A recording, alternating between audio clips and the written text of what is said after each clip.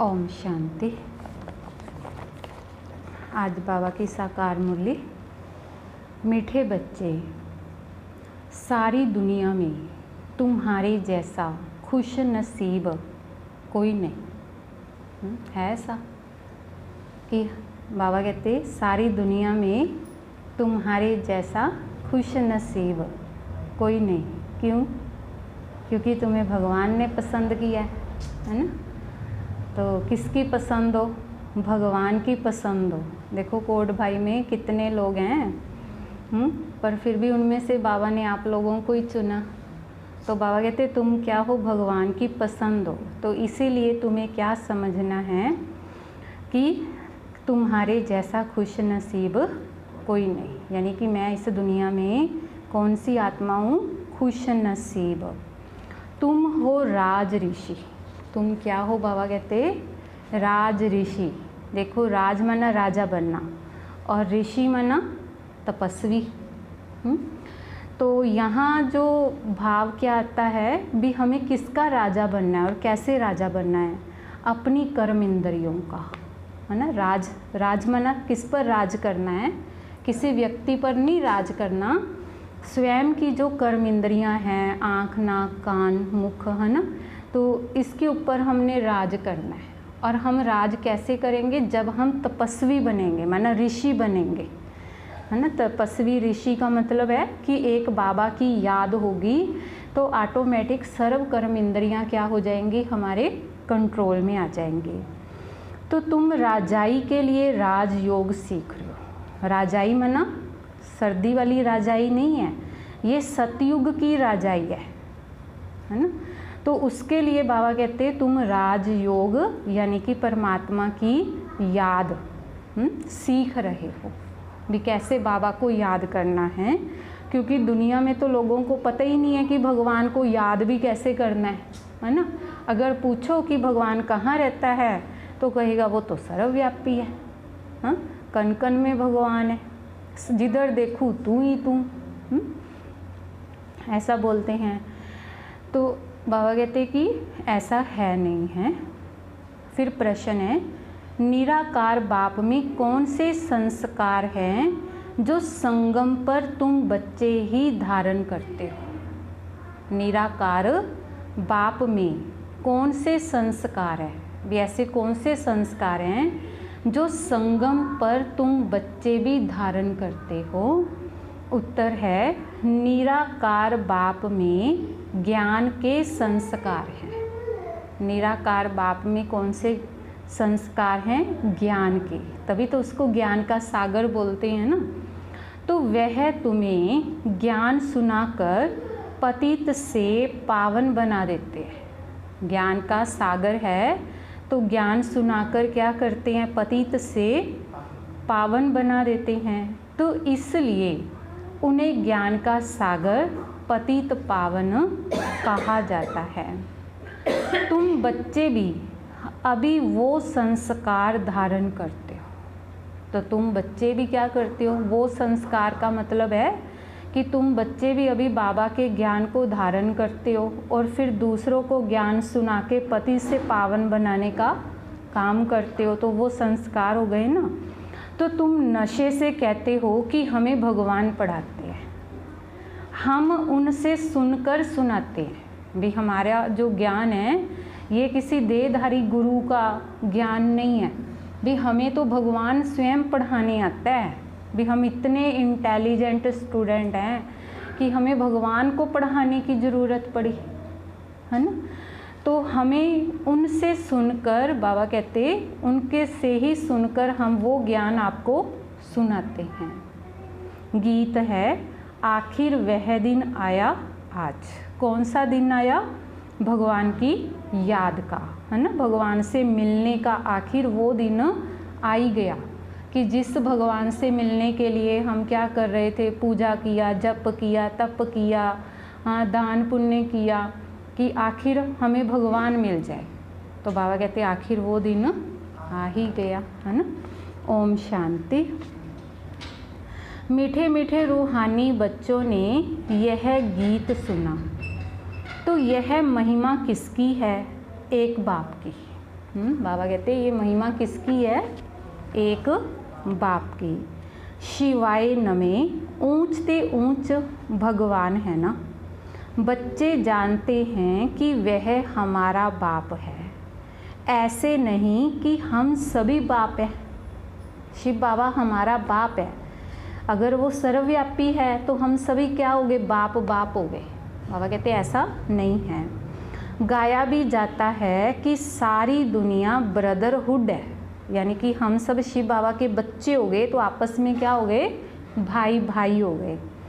सन्यासी अथवा विद्वानों के कहने अनुसार ईश्वर सर्वव्यापी कहने से जैसे कि फादरहुड हो जाता है।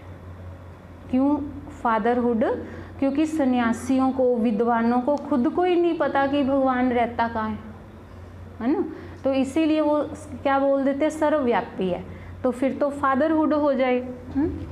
तो ब्रदर होने से बाप तो सिद्ध होता है कि जिससे वर्षा मिलना है। अगर फादरहुड है तो फिर वर्षे की बात ही नहीं है। बच्चे जानते हैं हम सभी आत्माओं का बाप एक है। बच्चे क्या जानते हैं? कि हम सभी आत्माओं का बाप एक है। कहते भी है ना, गॉड इज़ वन, वन माना वन।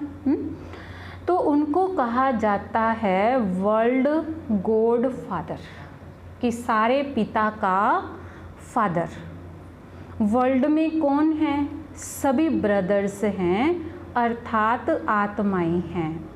तो सबका गॉड फादर एक ही है। सभी कौन है? आत्माएं हैं, और सभी आत्माओं का जो गॉड फादर एक ही है। उस बाप की सभी प्रार्थना करते हैं। एक की ही बंदगी व पूजा होनी चाहिए, और वह है सतो प्रधान पूजा। माना एक शिव बाबा की अगर हम पूजा करते हैं तो वो है सतो प्रधान पूजा। अगर देहधारियों की पूजा करते हैं तो बाबा कहते हैं वो है तमो प्रधान पूजा। तो यह भी समझाया है कि ज्ञान, भक्ति और वैराग्य, बाप ज्ञान देते हैं सदगति के लिए। सदगति कहा जाता है जीवन मुक्ति धाम को। सदगति कहाँ है? जीवन मुक्ति धाम माना स्वर्ग। देखो दो चीज़ें बोली ना, जीवन मुक्ति, जीवन है, जीवन माना जीवन, ठीक है, जिंदगी, और मुक्ति माना किससे मुक्ति है? सतयुग के अंदर 5 विकारों से मुक्ति होगी, है ना, तो उसको जीवन मुक्ति कहा जाता है। कि जहाँ ना काम होगा, ना क्रोध होगा, लोभ मोह अहंकार कुछ नहीं होगा, तो फिर उसके बदले में क्या होगा?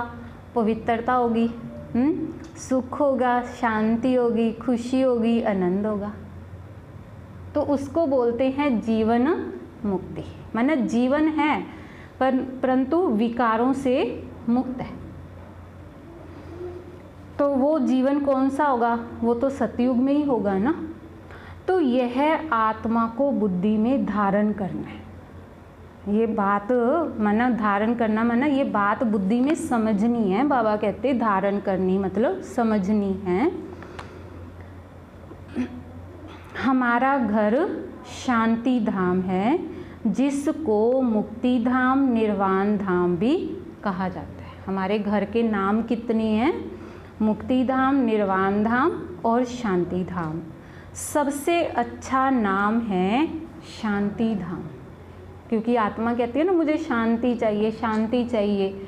तो शांति धाम में शांति शांति है, तो इसीलिए सबसे बड़ा स्टोर दुनिया में कौन सा हो गया? शांति का, शांति धाम। तो इसीलिए अगर जब भी शांति चाहिए ना तो शांति धाम में जाके बैठ जाओ। जैसे कहते हैं ना कि ठंडक चाहिए तो एसी के नीचे जाके बैठ जाओ, ठंडक आ जाएगी। उसी तरह शांति चाहिए तो परम धाम में जाके मन बुद्धि के द्वारा बैठ जाओ। और फिर परम धाम में कौन है? शिव बाबा। तो शिव बाबा की किरणें हमारे ऊपर शांति की पड़ रही हैं और मैं आत्मा उन किरणों को अपने अंदर धारण कर रही हूँ। तो आत्मा क्या हो जाएगी? शांत हो जाएगी। बाकी हम कितना भी भटकते रहें दुनिया के अंदर कि मुझे शांति मिले, शांति मिले, है ही नहीं शांति, है ना। तो इसीलिए बाबा कहते हैं अच्छा नाम कौन सा है? शांति धाम। यहाँ तो आर्गन्स होने के कारण आत्मा टाकी में रहती है। टाकी माना आवाज़ में। यहाँ हमारा शरीर हो गया। जब शरीर है तो देखो शरीर के काम धंधे भी हैं सारे। हाँ, इसको खिलाना भी है, धुलाना भी है, स्नान ना करे तो ऐसी बदबू आती रहे। हाँ, और फिर भूख लगे तो खाना भी है, पीना भी है। और फिर वही बात है, खाने पीने के लिए फिर बोलना भी है ना। टाकी में भी आना पड़ेगा, कर्म भी करना पड़ेगा, माना कमाई भी करनी पड़ेगी। तो इसीलिए बाबा कहते कि यहाँ तो क्या है, आर्गन्स होने के कारण आत्मा टाकी में रहती है, बोलना पड़ता है। और सूक्ष्म वतन में है मूवी, है ना। और जो हमारा बीच में वर्ल्ड है सूक्ष्म वतन, वहाँ क्या है, लिप्स हिलते हैं, बाकी आवाज़ नहीं होगी। लिप्स हिलेंगे, आपस में बातें होती हैं, इशारे में बातें होती हैं, आवाज़ नहीं होती। तीनों लोकों को तुम जान गए हो। कौन से हैं 3 लोक? मूल वतन, सूक्ष्म वतन और स्थूल वतन। ये दुनिया है जहाँ हम बैठे हैं, इसको स्थूल वतन बोला जाता है। तो बुद्धि में यह अच्छी रीति बैठा है। मनुष्य सृष्टि के लिए ही गाया जाता है कि यह सृष्टि चक्कर लगाती है। उसको कहा जाता है वर्ल्ड की हिस्ट्री ज्योग्राफी, है ना। जो समय, जो सतयुग, त्रेता, द्वापर, कलयुग हो गया तो हम इसकी क्या पढ़ते हैं, वर्ल्ड की हिस्ट्री और ज्योग्राफी, माना जो बीत गया उसकी हिस्ट्री, हाँ, और साथ में ज्योग्राफी, माना प्रकृति को ज्योग्राफी बोला जाता है। मनुष्य ही तो उसको जानेगा ना कि वर्ल्ड की हिस्ट्री ज्योग्राफी सुनाते हैं। ऊंचते ऊंच बाप है जो वर्ल्ड की हिस्ट्री ज्योग्राफी कैसे रिपीट होती है वही जानते हैं। दुनिया में कोई नहीं जानते, एक शिव बाबा ही जानते हैं। इस चक्कर को जानने से तुम चक्रवर्ती राजा बनते हो। कौन सा चक्कर? ये सतयुग, त्रेता, द्वापर, कलयुग और पुरुषोत्तम संगम युग का ये एक चक्कर है 5000 का। इसको जानने से तुम चक्रवर्ती राजा बनते हो। गाते भी हैं देवताएं संपूर्ण निर्विकारी हैं। लक्ष्मी नारायण के चित्तर है ना, तो वह संपूर्ण निर्विकारी और अपने को कहते हैं संपूर्ण विकारी। सतयुग में है ही संपूर्ण निर्विकारी अर्थात संपूर्ण पावन। कलयुग में है संपूर्ण विकारी, संपूर्ण पतित। भारत की ही बात है। यह बाप ही आकर बुद्धि में बिठाते हैं और कोई नहीं जानते हैं। उन्होंने तो सतयुग को लंबा समय दे दिया है। समझते हैं लाखों वर्ष पहले सतयुग था। तो किसी की बुद्धि में यह बात आती ही नहीं है, माना किसी की बुद्धि में ये बात आती नहीं है कि लाखों वर्ष पहले भी सतयुग कैसे हो सकता है। तुम बच्चे जानते हो हम अभी संपूर्ण विकारी से संपूर्ण निर्विकारी बन रहे हैं। संपूर्ण पतित से संपूर्ण पावन बनना है। बाप समझाते हैं कि आत्मा में ही खाद पड़ी हुई है। गोल्डन एज से अब आयरन एज बन गई है। गोल्डन एज, सतयुग में गोल्डन एज थे, सतो प्रधान थे। अभी कलयुग में आयरन एज माना तमो प्रधान बन गए हैं। तो यह आत्मा की भेंट की जाती है। आत्मा की भेंट किससे की जाती है? धातुओं से की जाती है। तो आयरन एज में ना लोहे जैसी करड़ी हो गई है इस समय आत्मा। करड़ी का मतलब है कि आत्मा के जो संस्कार है ना वो लोहे जैसे हो गए हैं। और सोना जो देखो प्योर सोना होता है वो कहते हैं हाथ से ही मोल्ड हो जाता है ना। तो सतयुग में आत्मा कैसी होगी? सोने जैसी। माना जो संस्कार होंगे ना वो सरल संस्कार होंगे। आज देखो इंसान मरने को मर जाएगा, भले वो कितना भी भक्ति कर ले, दान पुण्य कर ले, पर फिर भी क्या कहते हैं संस्कार तो कुछ चेंज नहीं होते थे, है ना। तो उसको बोलते हैं लोहे जैसे संस्कार। तभी इसको आयरन युग बोला गया है कलयुग को। तो यह अच्छी रीति समझना है। तुम बच्चे बहुत खुश नसीब हो। तुम्हारे जैसा खुश नसीब कोई और नहीं। अभी तुम राजयोग में बैठे हो, तुम राज ऋषि हो। राजाई के लिए कभी कोई पढ़ाई होती है क्या? बैरिस्टर बनाएंगे, परंतु विश्व का महाराजा कौन बनाएगा? बाप के सिवाय तो कोई बना न सके। यहाँ महाराजा तो कोई है ही नहीं। इस कलयुग में बाबा कहते कोई भी महाराजा है नहीं है। सतयुग के लिए तो ज़रूर चाहिए, किसको ज़रूर आना पड़े? बाप कहते हैं तब मैं आता हूँ जब भक्ति पूरी होती है। हम आत्माओं की जो भक्ति है ना वो पूरी हो गई है ना, भक्ति पूरी होती है। अब भक्ति पूरी हुई और कोई बात इसमें उठा नहीं सकते। हमको बाप बैठ पढ़ाते हैं तो यह नशा होना चाहिए। हम आत्माओं को निराकार बाप परम पिता परमात्मा शिव पढ़ाते हैं। शिव को तो कोई जानते ही नहीं। अब तुम बच्चे जानते हो कि बाबा फिर से स्वर्ग की राजाई स्थापन कर रहे हैं। हम उनको महाराजन श्री नारायण और महारानी श्री लक्ष्मी कहते हैं। भक्ति मार्ग में सत्यनारायण की कथा सुनाते हैं, अमर कथा और तीजरी की कथा। बाप तीसरा नेत्र भी देते हैं। अमर कथा तो कहते हैं ना कि वो कहानी जिसको सुन के अमर हो गए, और तीजरी की कथा माना भगवान आकर हमें तीसरा नेत्र देते हैं, माना आत्मा का। तो नर से नारायण बनने की कथा भी सुनाई जाती है। वही बातें जो पास्ट हो जाती हैं वह फिर भक्ति मार्ग में काम आती हैं। अभी तुम बच्चे समझते हो कि बाबा हमको स्वर्ग का मालिक बनाते हैं, हम हकदार हैं। भगवान तो स्वर्ग का रचिता है ना। हम भगवान की संतान हैं तो हम स्वर्ग में क्यों नहीं हैं, कलयुग में क्यों पड़े हैं? परम पिता परमात्मा नई दुनिया रचते हैं, पुरानी दुनिया थोड़ा ही भगवान रचते हैं। पहले नई दुनिया बनाते हैं, उसके बाद फिर पुरानी को तोड़ेंगे। तुम जानते हो कि हम सतयुग के लिए राज्य ले रहे हैं, तो सतयुग में कौन होंगे? इन लक्ष्मी नारायण की डिनेस्टी होगी और भी तो राजाएं होंगे ना, जिसकी निशानी है विजय माला। बच्चे जानते हैं अभी हम विजय माला में पिरोने के लिए पुरुषार्थ कर रहे हैं। दुनिया में माला का अर्थ भी कोई जानते नहीं, क्योंकि यह क्यों पूजी जाती है? ऊपर में फूल कौन है?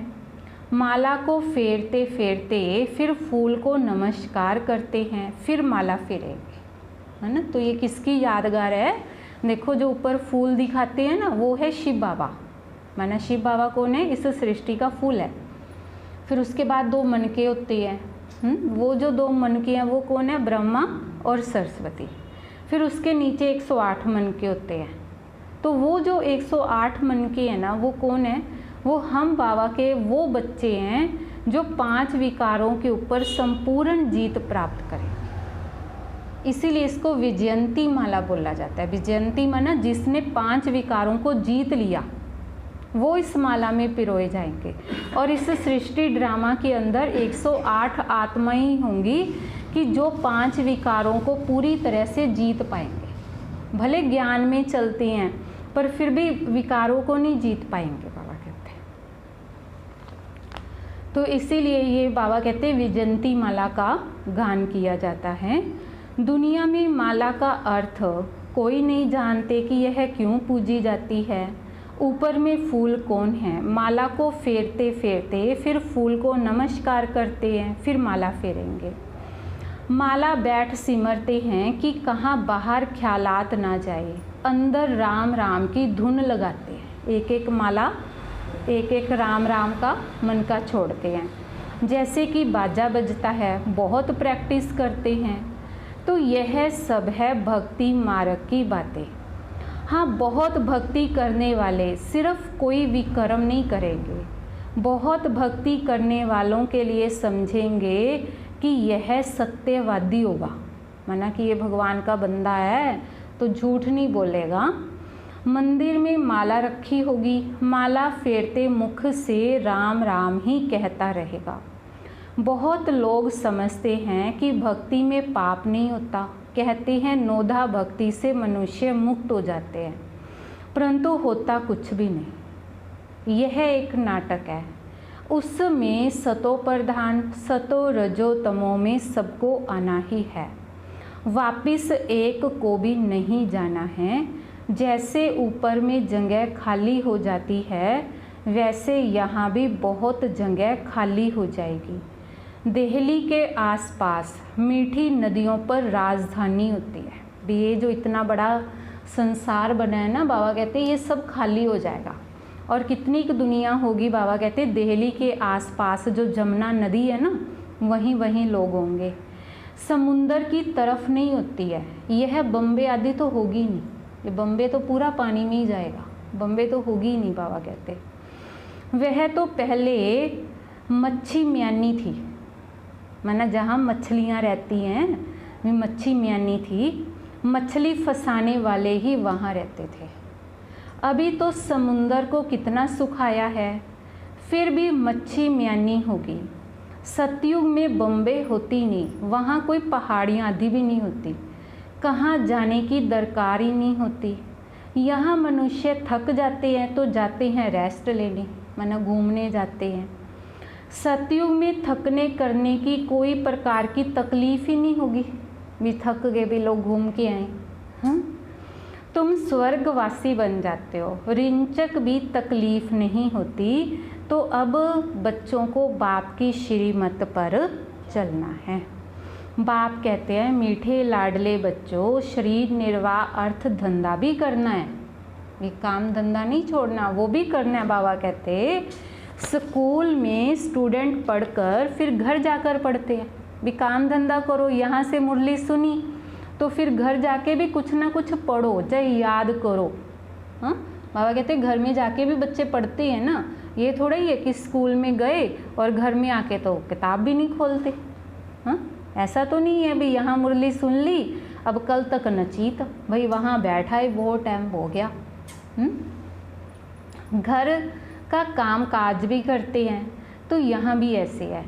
इस पढ़ाई में तुमको कोई तकलीफ नहीं है, उस पढ़ाई में तो कितनी सब्जेक्ट होती है, यहाँ तो एक ही पढ़ाई और एक ही पॉइंट है, बस मन मना भव, अर्थात मन ही मन मुझे याद करो, तो इससे तुम्हारे पाप नाश होंगे। भगवानुवाच है ना, वह समझते हैं गीता, भगवान ने द्वापर में सुनाई, परंतु द्वापर में सुनाकर क्या करेंगे। कृष्ण के चित्तर में लिखत बहुत अच्छी है, यह लड़ाई तो एक निमित्त है, सब मरेंगे तब तो वापस मुक्ति जीवन मुक्ति में जाएंगे। ये लड़ाई तो एक ये दुनिया ख़त्म करने के लिए निमित्त है, नहीं तो इतनी दुनिया कैसे ख़त्म हो, है ना। तो यह बाबा कहते सो भी सिर्फ लड़ाई में थोड़ा ही मरेंगे, फिर अनेक प्रकार की कैलामिटीज़ भी आएगी। भी सिर्फ लड़ाई में नहीं लोग इतने मरेंगे, तो अनेक प्रकार के बाबा कहते भूकंप, बाढ़, तूफान है, ये भी आएंगे। बच्चों को कोई दुख नहीं होना चाहिए। मनुष्य का हार्ट फेल होता है तो उसमें कोई दुख नहीं होता, मौत हो तो ऐसा बैठे बैठे हार्ट फेल हुआ और खलास, जब तक डॉक्टर आए आत्मा निकल गई। अब तो सबका ही मौत होना है, पिछाड़ी में ना हॉस्पिटल ना डॉक्टर रहेंगे, पिछाड़ी में सब कुछ फेल है। बाबा कहते ना तो हॉस्पिटल होंगे और ना ही डॉक्टर होंगे, न क्रियाकर्म करने वाले रहेंगे। हो ही गया अभी कोरोना में, कौन किसका क्रियाकर्म किया, डॉक्टर उधर की उधर ही ले गए, बस जला दो।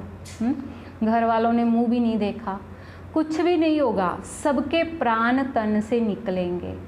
मूसलाधार बरसात पड़ेगी, मौत में कोई देर थोड़ा ही लगेगी। कोशिश कर रहे हैं ऐसे बम बनाएं जो मनुष्य फट से ही मर जाए, तो ऐसे ऐसे बम्स बनाते रहते हैं, बम्स की इम्प्रूवमेंट करते रहते हैं, बिचला के देखते हैं भी कहाँ तक कितना का नुकसान होगा। तो यह ड्रामा में नूंद है, ड्रामा में बना बनाया खेल है। कलप कलप विनाश होता है। सतयुग में तुमको यह ज्ञान रहेगा नहीं, बाप को ही आकर ज्ञान देना है। स्थापना हो गई, फिर ज्ञान की बात ही नहीं रहती। फिर जब रावण राज्य शुरू होता है तो फिर भक्ति शुरू होती है। अब भक्ति पूरी होती है। अब तुमको योग बल से पावन बनना है। पावन बनने से ही तुम सुख धाम और शांति धाम में जाएंगे। पावन बनेंगे तभी घर भी जाएंगे और स्वर्ग में भी आएंगे। चार्ट रखना पड़े, यह तो समझ गए हो कि हमको बाप को याद कर तमो प्रधान से सतो प्रधान यहाँ ही बनना है। ऐसे कोई शास्त्र आदि में लिखा हुआ नहीं है। बच्चों ने गीत सुना, आखिर वह दिन आया आज, जबकि भारतवासी फिर राजाओं के राजा बनते हैं। तो राजाओं के राजा अथवा महाराजा बनते हैं, पीछे त्रेता में होते हैं तो राजा रानी। फिर जो पूज्य महाराजा महारानी थे वही द्वापर में वाम मार्ग में आकर पुजारी बन जाती है।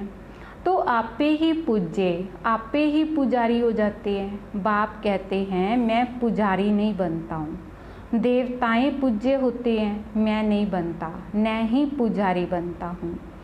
तो भारतवासी देवी देवताओं के ही मंदिर बनाकर उनका पूजन करते हैं। लक्ष्मी नारायण जो पहले पूज्य थे, फिर भक्ति मार्ग में वही शिव बाबा के पुजारी बनते हैं। जिस शिव बाबा ने महाराजा महारानी बनाया, उनके फिर मंदिर बनाकर पूजा करते हैं। तो विकारी भी कोई फट से नहीं बनते, आहिस्ते आहिस्ते बनते हैं। निशानी भी देवताओं की वाम मार्ग में दिखाते हैं। जो पूज्य लक्ष्मी नारायण थे वही फिर पुजारी बनते हैं। पहले पहले शिव का मंदिर बनाते हैं। इस समय तो हीरों को काट कर कट कराए लिंग बनाते हैं पूजा के लिए। उस समय क्या करते थे भी, जो शिवलिंग बनाते थे ना वो हीरों का बनाते थे, हीरे लगाते थे उसके ऊपर कट करके पूजा के लिए। यह किसको पता ही नहीं कि परमात्मा छोटी सी बिंदी है। यह तुम अभी समझते हो कि बड़ा लिंग नहीं है, मंदिर तो बहुत बनाएंगे। राजा को देख प्रजा भी ऐसे करेगी। पहले पहले शिव बाबा की पूजा होती है तो उनको कहा जाता है अभवचारी सतो प्रधान पूजा। फिर सतो रजो तमो में आते हैं। तुम रजो तमो में आए हो तो नाम ही हिंदू रख दिया है। असुल थे बाबा कहते देवी देवताएं, बाप कहते तुम असुल देवी देवता धर्म के हो, परंतु तुम बहुत पतित बन गए हो, इसीलिए अपने को देवता कहला नहीं सकते क्योंकि अपवित्र हो। हिंदू नाम तो बहुत देरी से रखते हैं। हिंदू नाम तो जाके बाबा कहते हैं बाद में कलयुग के लास्ट में लिखा है हिंदू है ये। अभी तुम समझते हो कि हम सो पूज्य थे, अभी संगम युग पर ना पूज्य हैं ना पुजारी हैं। तो तुम क्या करते हो, श्री मत पर पूज्य बन रहे हो, औरों को भी बना रहे हो। तुम हो ब्राह्मण, तुम्हारी आत्मा पवित्र होती जाती है। पूरा पवित्र होंगे तो यह पुराना चोला छोड़ना पड़ेगा। बाप कहते हैं बिल्कुल सहज है। बूढ़ी माताओं को धारणा नहीं होती है। धारणा मतलब कि ज्ञान की इतनी समझ नहीं भी आती है, चलो बूढ़ी बूढ़ी माताओं को। तो बाप कहते हैं यह तो समझते हो ना कि हम आत्मा हैं, तो आत्मा में ही अच्छे व बुरे संस्कार होते हैं। आत्मा ने जो कर्म किया वह दूसरे जन्म में भोगना ही होता है। तो बाप भी आत्माओं से बात करते हैं। बाप कहते हैं हे बच्चे आत्म अभिमानी बनो। निराकार शिव बाबा निराकारी आत्माओं को पढ़ाते हैं। तो निराकार बाबा में ज्ञान के संस्कार हैं, शरीर तो उनको है ही नहीं, तो वह ज्ञान का सागर पतित पावन है, उनमें सब गुण हैं। बाप कहते हैं कि मैं आकर तुम बच्चों को पावन बनाता हूँ। युक्ति कितनी सहज है, अक्षर ही एक है, मन मना भव मामेकम याद करो। तो तो याद से तुम्हारे विकर्म विनाश होंगे। यह भी जानते हो कि अभी हम ब्राह्मण हैं, फिर सूर्यवंशी, चंद्रवंशी, वैश्य, शूद्रवंशी बनेंगे। हम ही इस 84 के चक्कर में आएंगे, ऊपर से नीचे उतरेंगे, फिर बाबा आएंगे। तो बरोबर यह सृष्टि का चक्कर फिरता ही रहता है। सृष्टि यह पुरानी होती है तो फिर बाबा आते हैं नई बनाने। यह तो बुद्धि में बैठता है ना, तो यह चक्कर बुद्धि में फिरना चाहिए। तुम अब स्वदर्शन चक्करधारी बनते हो, जिससे फिर जाकर चक्करवर्ती राजा बनेंगे। हाँ, बाबा कहते हैं जिससे तुम सतयुग के चक्करवर्ती राजा बनेंगे। अच्छा, मीठे मीठे सिक्के लदे बच्चों प्रति माता पिता बाप दादा का याद प्यार और गुड मॉर्निंग। रूहानी बाप की रूहानी बच्चों को नमस्ते। रूहानी बच्चों की रूहानी बाप दादाजी को याद प्यार गुड मॉर्निंग नमस्ते। शुक्रिया बाबा, शुक्रिया। धारणा के लिए मुख्य सार है, पहला, श्रीमत पर पूज्य बनना है। श्रीमत पर क्या बनना है? पूज्य बनना है। यानी शिव बाबा हमें पुजारी से पूज्य बनाने आया, देवी देवता बनाने आया है, तो बाबा कहते बनना है। आत्मा में जो बुरे संस्कार आ गए हैं उसे योग, उसे ज्ञान योग से समाप्त करना है, संपूर्ण निर्विकारी बनना है। भी आत्मा को फिर से दोबारा से बाबा कहते संपूर्ण निर्विकारी बनना है। दूसरा है श्री निर्वाह, अर्थ कर्म करते भी पढ़ाई पढ़नी और पढ़ानी है। योग बल से पावन बन राजाई पद लेना है। योग बल से क्या करना है? पावन बनकर राजाई पद लेना है। वरदान है, गम की दुनिया सामने होते हुए भी बेगमपुर की बादशाही का अनुभव करने वाले अष्ट शक्ति स्वरूप भव। गम की दुनिया है ना, माना ये दुनिया कौन सी है? बाबा कहते दुख देने वाली दुनिया है ना। तो इस गम की दुनिया को सामने होते हुए भी बेगमपुर की बादशाही का अनुभव करने वाले, माना हम कौन है? बेगमपुर के बादशाह।